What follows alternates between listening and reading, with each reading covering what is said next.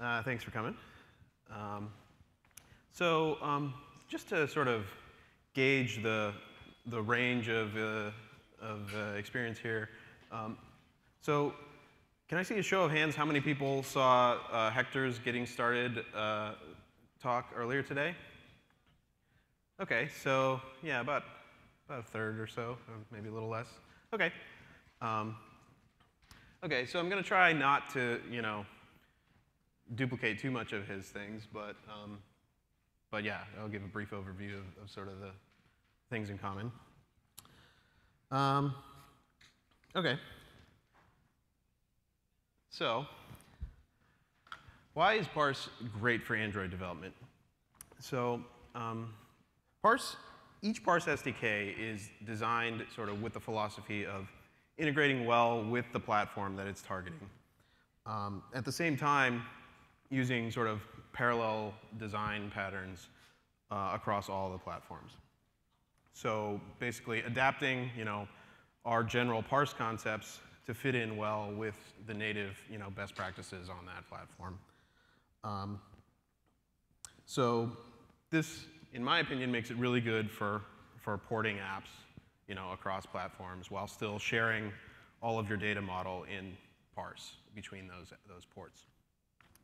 So if you have an iOS app, you can start developing your Android app like immediately and see good results. So I think this is, pretty powerful, particularly if you saw James's talk about like how Android is growing these days. So some more details here. So some of this is true for, any mobile platform. But our Parse SDKs are all built so that everything can be used asynchronously. This is really important for mobile apps and Android in particular because you don't want to be doing network requests on the UI thread. It just, blocking the UI thread just doesn't work, particularly if you're waiting on a long network request. So. Other things that apply across all of Parse's products are user management tools. I think this is one of the most powerful features that just eliminates boilerplate from every application. You just 2 lines of code, and you can sign up new users, and they automatically get all the features that Parse users have in any of our SDKs. And this includes things like, implementing password reset emails and stuff like that, which, every app needs. Others of these issues are more specific to Android. So integrating native UI widgets seamlessly. We've got the Parse Query Adapter, which is really great for eliminating boilerplate code when you're trying to fill in a list view with, your data. Other things, caching policies, really good for implementing, an app that works well under a variety of network conditions. So I'll talk about more of these as we go. So login providers, really simple. The basic one is, just parseuser.signup in background. It just sort of is 1 line of code to sign up new users. It's great. We also provide, other login providers so that you can integrate with social media identity providers. So Parse Facebook Utils login is great. Parse Twitter Utils login, also great. Yeah. So, sorry. Yeah. So that's all about all the detail I want to go into on these because they're so simple and well documented on our website. So, but what I really want to talk about here is displaying your data. So this is one of those things that, at least in the Android apps I've written, I've wasted a lot of time writing boilerplate code, just hooking up my views to data sources, and yeah, it's just code that's the same everywhere, and you don't really want to have to write it again. So the parse query adapter is our solution to this problem. Basically lets you fetch a parse query and fill in, a list view with the results. Lets you focus on what's special about your app, focus on your content, which is what is actually driving, your app's success. So the idea here is it takes a parse query, which I haven't really talked about yet, but a parse query is just a way to, load some data from parse onto the device. When you load the data using a parse query, this will automatically fill in a list view with, a basic, icon and text description. If you have a more complicated UI, you can customize it and display that data fully customized. So here's an example of the basic one. So if you just use, parse query adapter as is, give it,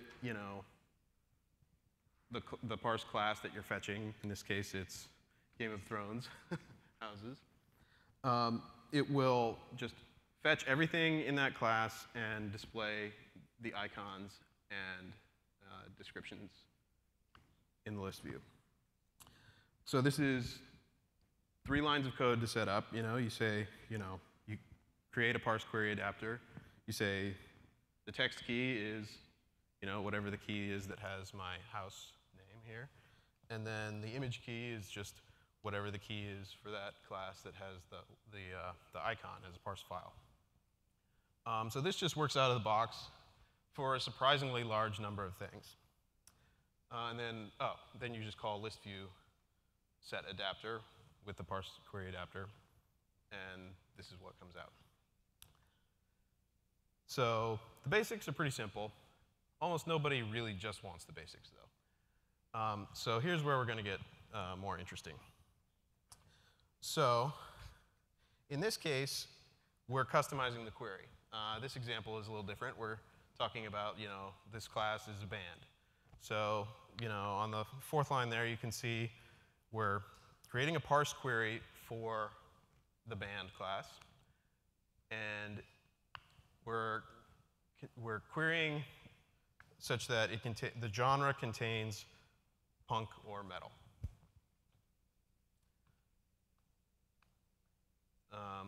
And then make sure that the member count is greater than or equal to 4, sort it, return it. So what this will do is this will run this parse query, find all those results, build a query adapter out of them, and pass those results into a list view. The list view part isn't shown here, but so that's the first level of customization, is not just fetching all the results, fetching the results based on a parse query.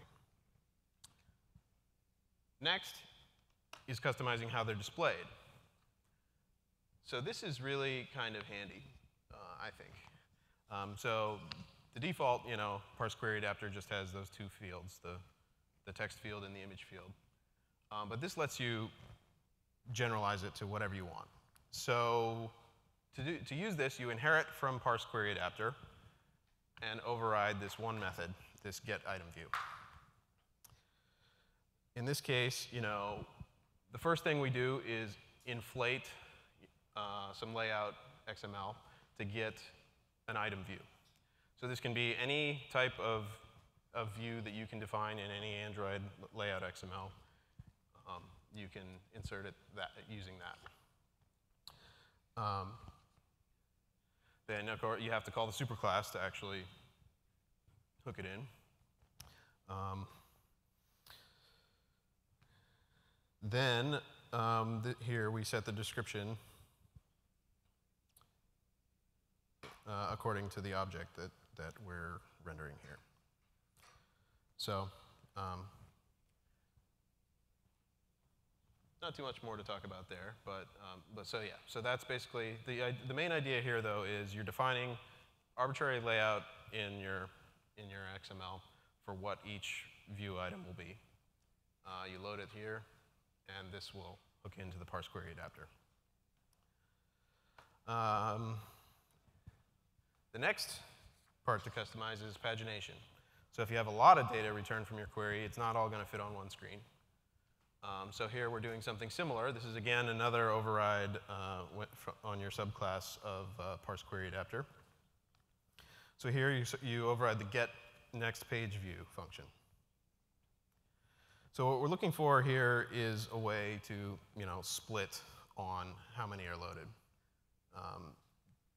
And then when we need more, we'll get some more. So in this case, basically, we inflate another UI element here in the bottom for the adapter next page. Contains an image view with a custom graphic and text view, like the comment says. And the idea here is that now we set its text to be, OK, you've loaded get count rows, get some more.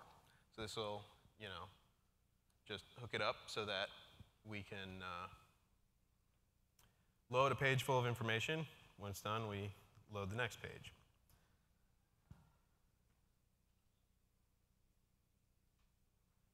OK, so that was a quick overview of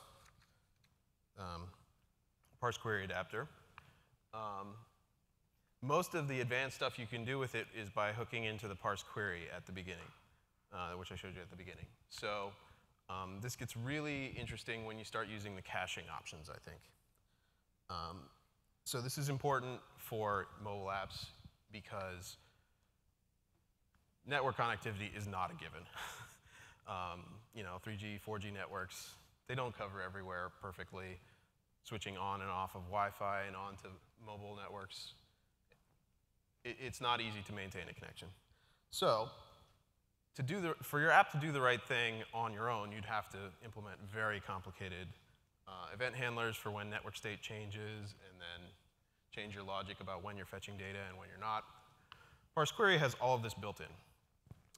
And it's really, really a good way to avoid having to hook into that low-level system event handlers on Android for when the network state changes and stuff like that. So in this case, the most interesting one are these three. There are a couple of other caching policies. These are arguments to parseQuery.setCachePolicy method. So basically, when you construct your query, just one line, set cache policy to say, how do you want this query to behave on the network?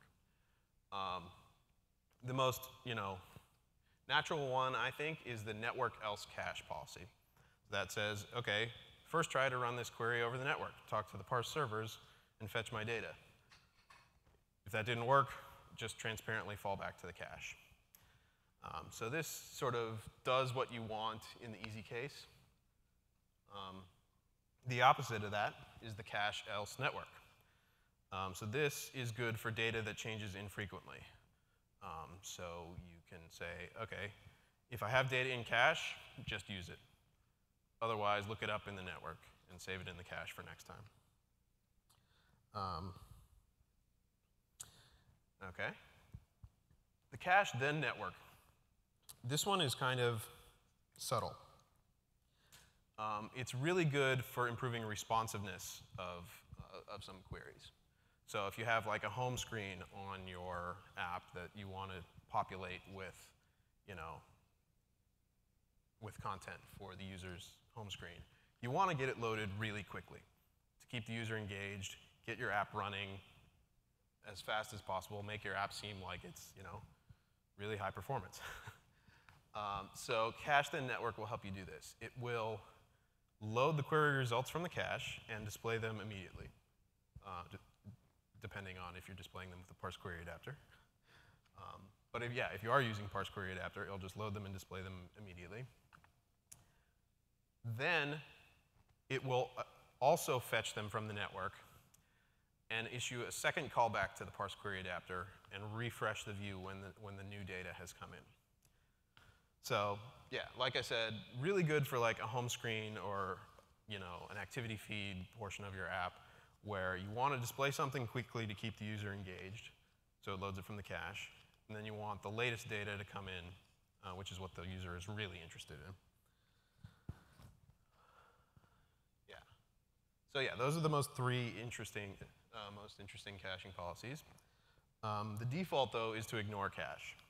So by default, parse queries always just talk to the parse servers immediately. So yeah, I think these are really handy to get the most bang for your buck out of parse queries. OK. OK, so the next thing almost every app wants to do is push notifications. And on Android, there's a lot of boilerplate set up to set this up by default. We try to make that as easy as possible to eliminate. So ideally, 2 lines of code in your client app, and a 3rd line of code from wherever you're sending the push. So these are the simple APIs for basic usage. And yeah, so basically, the first thing you do here is call parse installation, get current installation, save in background. You should do this in your application's main activity on create method, probably. What this will do is just save an installation object to parse representing this device's installation of this app. So that's required for being able to target pushes at this device. Push service, subscribe, unsubscribe. These set up channels that you can push to. Generally, you'll at least want to set up 1 channel. And then, OK, parse push. So send in background here is the way from Android code to send a push notification. So if you have sort of users interacting on your app and you want them to be able to send pushes to each other, this is the code that'll let you do it. Full documents for that are definitely good on the website. So the push guide will take you through all this. It's great. Now, wait, I had more I wanted to say about that. So if you just use these 3 APIs just as is, this will give you the simple behavior where you can send a push notification to a device. It has a message in it. When the user clicks on it, it'll open up the main activity of your app. So that works for simple stuff. To customize it, though. So when you're constructing the actual push to send, you may want to attach extra data to it.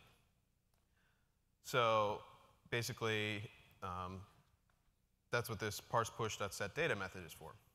So you add an action parameter to a JSON object and set it on the push with the parsePush.setData. So this JSON object can contain any data you want. And you can then receive that in your app with a broadcast receiver. So that action basically will be declared in your Android manifest, and then that will launch your broadcast receiver, which will then be able to unpack the JSON and do customized behavior based on it. So here we see what I'm talking about here. So we're constructing a JSON object. The action is this example update status. It's got the name and the news item in it. So then we construct a parse push here. OK. I skipped a step. So we construct a parse push. I'll skip that. We'll set data to be that data JSON. Then we send push in background. It's targeting the Indians channel. But it's also restricting it to the results of this query here. And this does a lot with a little. So it lets you write a parse query that will run on the installation objects and decide whether or not they should be included in the push target. So yeah, that's sort of like a high level, but what you can do some really interesting stuff depending on what you've saved in your installations. And installations are just parse objects like any other parse object. So you can save, a user associated. You can add a user field to your installation to associate that installation with a user. You can add, other things. You can query on like when those installations were created, so you can, send pushes to your oldest users that way. or newest users. You can save location data in the installation and target based on that location queries in that query. So I'm glossing over a lot of that here, but that's really, really useful stuff for doing interesting pushes. OK, so that's the sending side. The receiving side here, you implement a broadcast receiver subclass. So, OK. So this broadcast receiver, you override the onReceive method, and then this will handle the action. So this class, this my custom receiver class here, has to have been declared in your Android manifest.xml as handling the action, and that action should match what you specified when you were sending it in the previous slide. And once that does, the Parse push service will just do all the routing and make the right broadcast receiver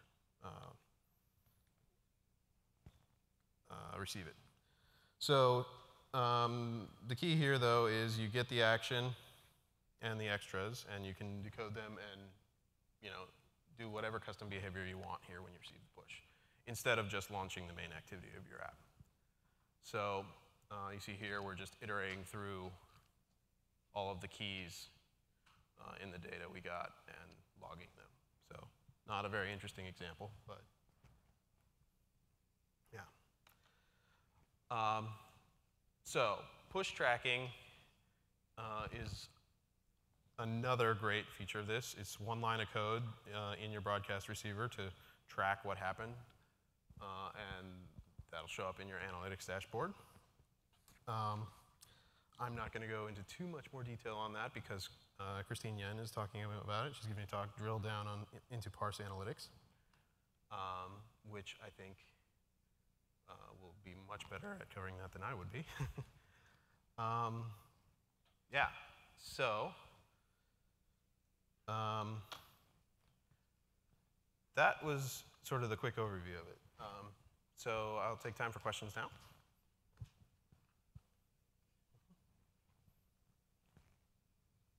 OK, in the middle there. Hello? Do you have any recommendations for a best practice in terms of implementing view pager, grid views, in terms of how best to extend the Parse query adapter? Yeah.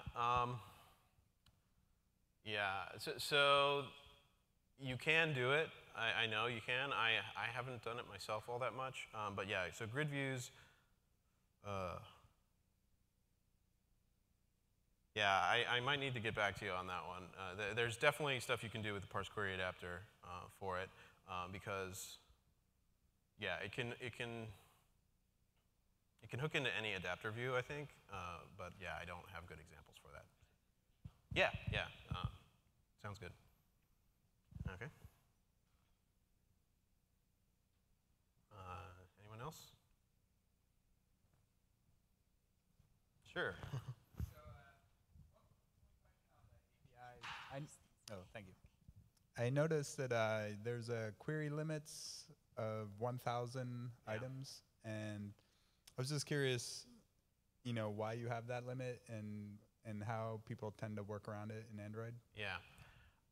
So most of our limits, at least, are to keep our latency down on our REST APIs. Yeah, these native SDKs are all under the hood, talking to REST APIs of some kind. And so keeping that latency low is very important. And so that, that prevents other apps from interfering with your app's performance is one of the main reasons. So it's just sandboxing, sort of, is the motivation, at least. Yeah, so the limit itself is yeah, I understand it feels arbitrary, but yeah, if you need to run bigger queries, I recommend segmenting them based on a monotonically increasing field, like the created at date or something like that. Or you can create other fields in your own application logic, for what makes sense for your data. But yeah, the idea is you have something that you can do ranges on, and so you can scan up up to 1,000, and just keep track of what the last one you saw is, and then issue another query later that has the next batch. Yeah. So with that, like, is there any penalty if you use an object ID with a greater than? Object ID is sort of difficult to order. I mean, it's just a hash. So that, I think, I mean, it still has an index under the hood, so I think that will work. It does work. Yeah. It seems like it's a little bit slow, and I was wondering if you had any insight. Yeah, I mean, I generally do it on created at dates or updated at dates. Updated at is actually sometimes more useful because the newest data is often the most interesting. Okay. So, yeah. Cool. Any other questions?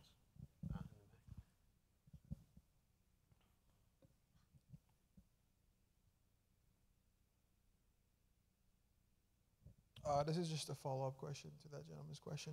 Yeah. We've managed to kind of overcome getting bigger result sets, over 1,000, Yeah. by doing paginations. But even with that, when dealing kind of, and I know maybe you guys didn't account for this initially, but for big data, when you want to get a big data set, the absolute limit has been 11,000 records, period. And we're like forced to offload that data set into a third-party storage and then do the calculation then. Is it, and I mean, I'm not expecting it to be delivered anytime soon, but is there anything in the near future where we can start using Parse with working with big data? Yeah.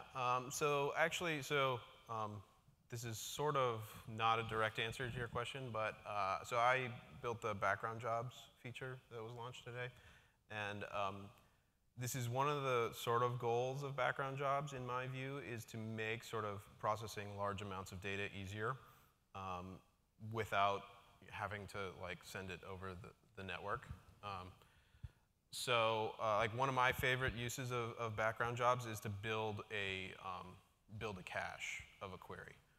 Basically, so if you have a query that you want to scan over thousands or tens of thousands of objects, a lot of times that'll time out in your app.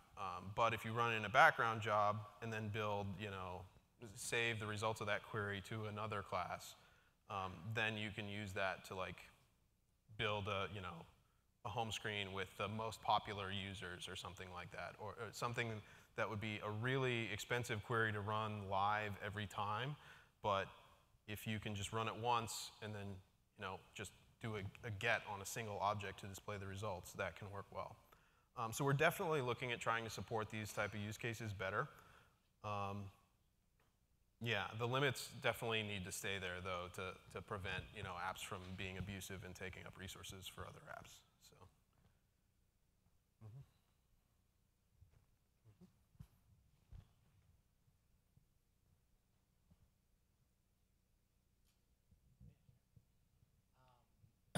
Can you go into any detail about the way images are going to be handled with the new image release?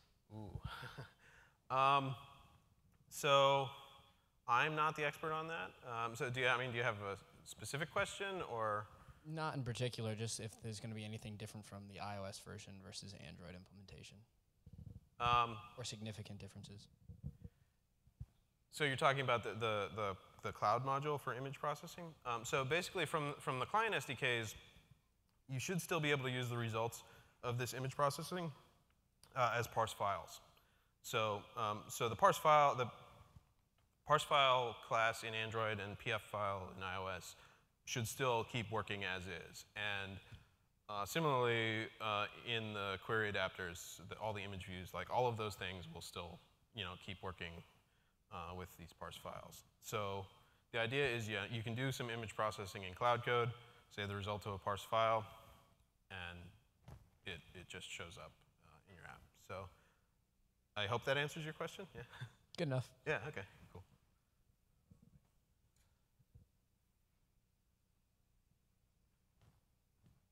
questions?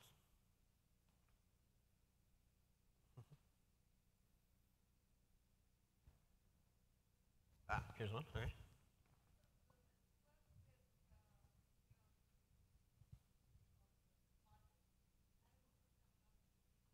Hmm.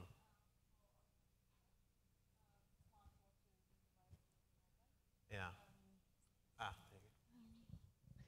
There you I'm just trying to say, you know, the same Android operating system, not Android operating, the Android development toolkit is being used for the smart devices too, right? So Yeah, anything that Google's Android SDK targets, the Parse SDK is portable too. So I know, yeah, so Google Glass I think is the same Java runtime. Like I think I've heard of people having success with that. Yeah, it's very good for that. I think I've also heard of people running it in non-Android Java environments as well. So yeah, there are parts of it that call Android-specific APIs, but if you omit those parts, then you can just run it as Java code. okay.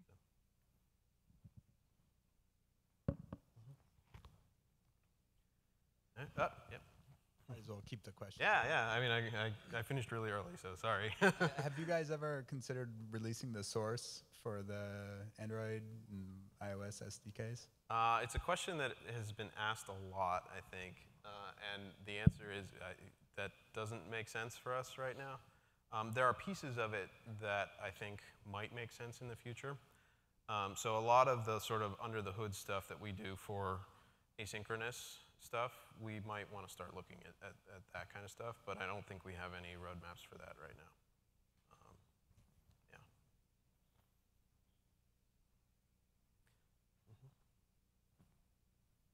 All right. Well, thank you very much. If there are no more questions, thanks for your time. Lots more info in all the usual places here. Yeah, Android tutorials, we're putting new ones up every day there. So yeah, thank you.